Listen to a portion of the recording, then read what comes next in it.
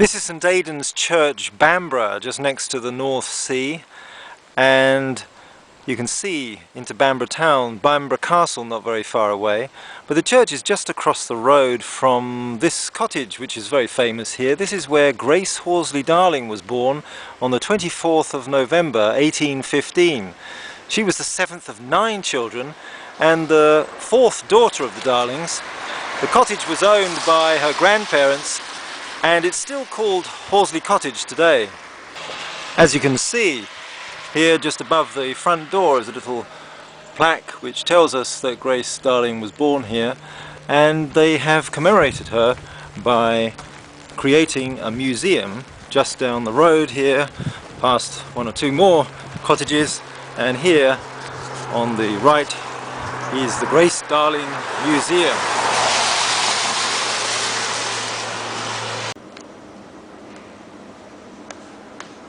So I'm talking now to Claire from the museum, Grace Darling Museum. Claire, can you explain why Grace Darling is so famous still today?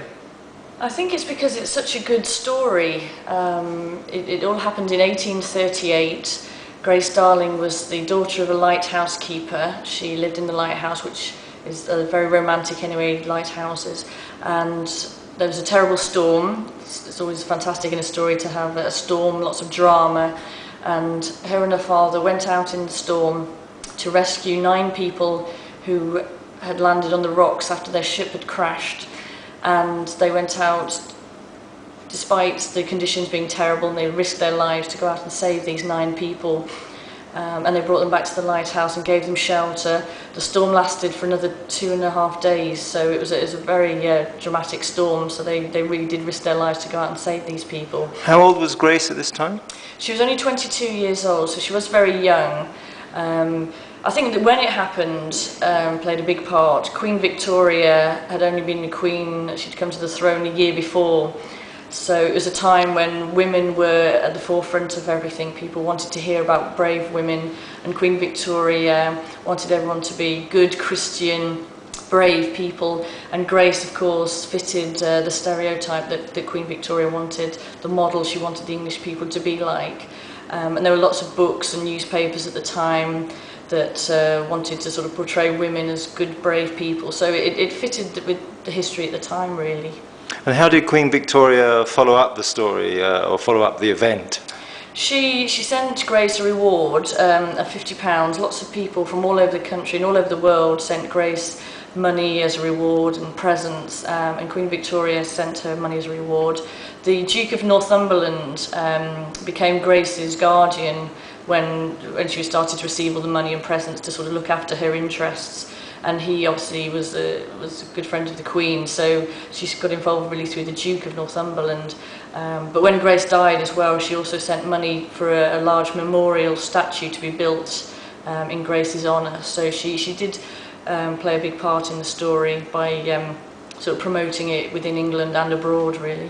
And she died, tragically, very soon after, didn't she? Yes, only 4 years later she died of the disease tuberculosis. She became very sick, and she died only 4 years later, as we said, which also probably played a part. If she'd lived to an old age, then maybe the story wouldn't have continued, but because it's a tragic story of a young girl, I think that's another reason why the story may continue till today. And it spread round the world, didn't it, the story? Yes, she became very famous in America, Australia, Japan. Here in the museum we've got a school book, a textbook from 1929 that Japanese school children were learning about her. Currently she's being taught in schools in Germany, so the story still continues. There were lots of souvenirs created after the rescue as well. Cadbury's, very famous chocolate makers, made Grace Darling chocolates, which sold. Anything that had Grace's picture on or her name sold. Even cigars were sold in boxes with her picture on. There's mugs, plates, crockery, anything that had her picture on sold, which helped to keep the story going in people's minds. Also her name, Grace Darling, is a fantastic name for a heroine. So she fit the heroine mould. She was young, she had a wonderful name when it happened, and the drama of the story all helped to make her name continue to this day.